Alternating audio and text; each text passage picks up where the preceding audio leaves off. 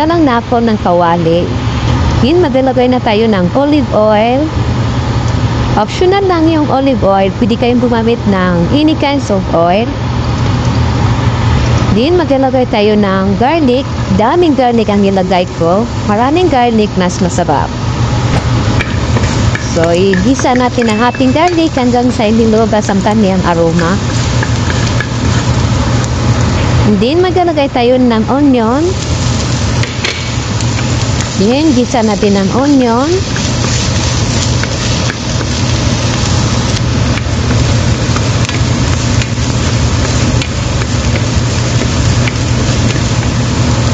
And then, maglalagay tayo ng itlog.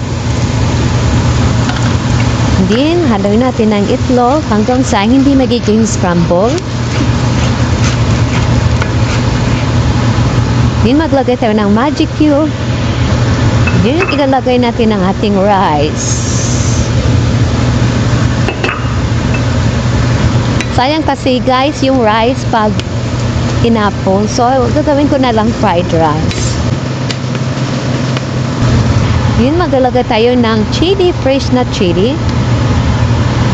At maglalagay din ako ng half teaspoon of chili powder. Half teaspoon of turmeric powder. And then, haluin natin.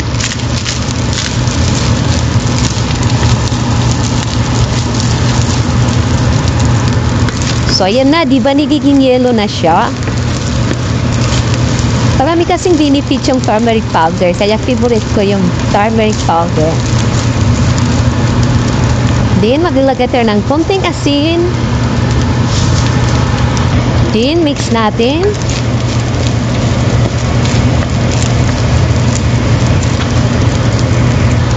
Then, maglalagay tayo ng shrimp. Kunti lang guys na shrimp ang nilagay natin. Then, haluin natin. Ito yung shrimp na napakalisang lit-lit niya. Ipakita ko sa shrimp. Halimasa. Hindi ko alam anong tawag dito. Then, paghalo-haloin natin para mag-mix yung ating palinit na shrimp sa ating rice.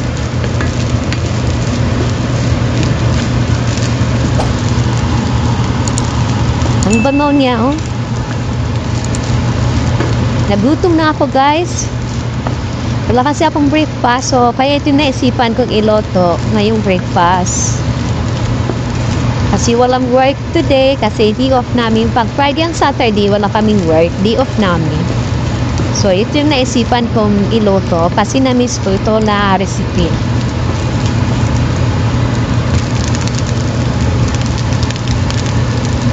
Hindi klaro yung ating shrimp kasi napakaliit.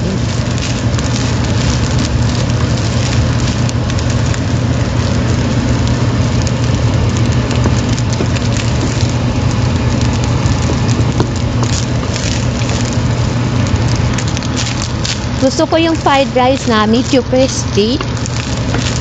Kaya gusto kong lutuin ng masyado ang ating fried rice. Yun, maglagay tayo ng onion spring o yung dahon ng green onion. And then, haluin natin.